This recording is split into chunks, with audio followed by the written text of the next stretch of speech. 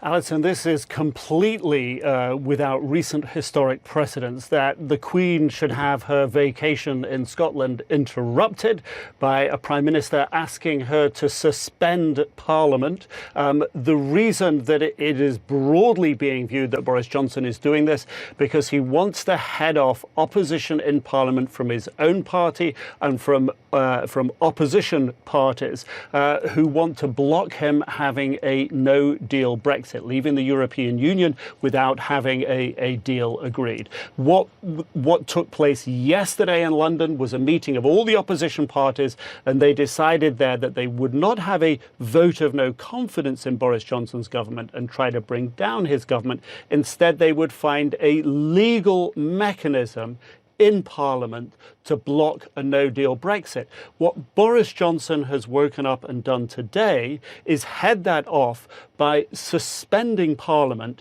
and essentially not giving Parliament enough time to debate and come up with a legal formula and framework to stop a no-deal Brexit. We've heard from the Speaker of the Houses of Parliament, we've heard from the last Chancellor of the Exchequer, both saying that this is outrageous what Boris Johnson is doing.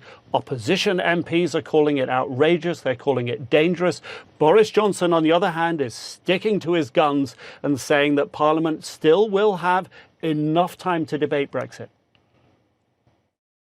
There will be ample time on both sides of that crucial October the 17th summit. Ample time in Parliament for MPs to debate the EU, to debate Brexit and all the other issues. Ample time.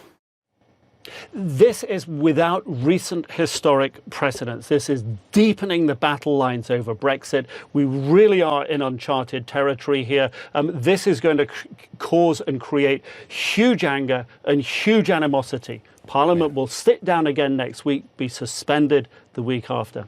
Did Fox News just lose one of its most faithful viewers? President Trump taking to Twitter to accuse the network of, I'm quoting now, heavily promoting Democrats. He said that on Twitter, and then he went on to tweet this. The new Fox News is letting millions of great people down. We have to start looking for a new news outlet. Fox isn't working for us anymore. The response came after a Fox News interview with the DNC communications director. CNN chief media correspondent Brian Stelter is here to discuss. All right, so what is so under his skin? It's like he's lending credence to all the critics who say that Fox is state-run TV. Right. He's actually saying he believes that, and he wants the network to get in line and to be even more loyal to him. And this once again shows a lack of appreciation for journalism. Of course, normally he's attacking this channel or other channels, but increasingly the president's also attacking Fox. I think with his re-election campaign on his mind, he's thinking about Fox and trying to keep the network in line. He wants to quiet the journalists on the network. He doesn't want to see Democrats interviewed on the network. He doesn't want to see that. He wants to see his friends and his fans, the Janine Pirros of the world, constantly. And he does promote them on a daily basis, but he does also continue to target Fox. And this is his most blatant admission yet, that he views Fox as an organ of the White House. He doesn't want to see Democratic strategists either. Donna Brazile is a fairly new hire who is now on Fox, and she had her own explanations as to why she took that job, trying to, inform the viewers of her point of view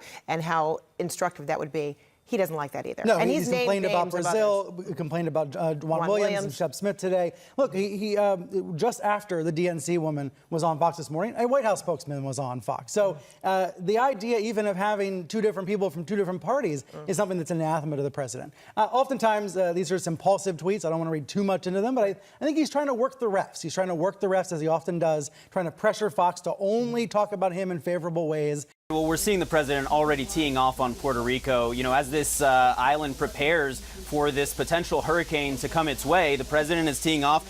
He tweeted earlier this morning, "We are tracking closely Tropical Storm Dorian as it heads as usual to Puerto Rico." He says FEMA and all others are ready and will do a great job. When they do, let them know it and give them a big thank you, not like last time. That includes from the incompetent mayor of San Juan. And the president appears to be tweeting at the mayor of San Juan, who has been critical of the president in the past, because just last night she was on CNN criticizing the president once again. Let's listen in.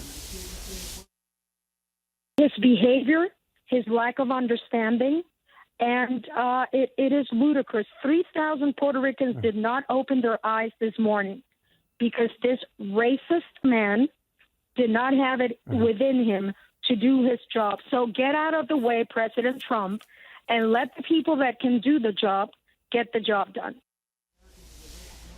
And now the president decided to go even further this morning in a later tweet. He tweeted that Puerto Rico is one of the most corrupt places on earth. And he once again touted this notion that Congress approved billions of dollars previously to Puerto Rico when it was hit by Hurricane Maria. Now, the president has repeatedly insisted that Puerto Rico received $92 billion in funds. In fact, half of that money was actually appropriated by Congress, and another half of that amount has actually only been paid out to Puerto Rico. But the president clearly feeling the need to defend his performance in Puerto Rico and lash out at some of the officials there.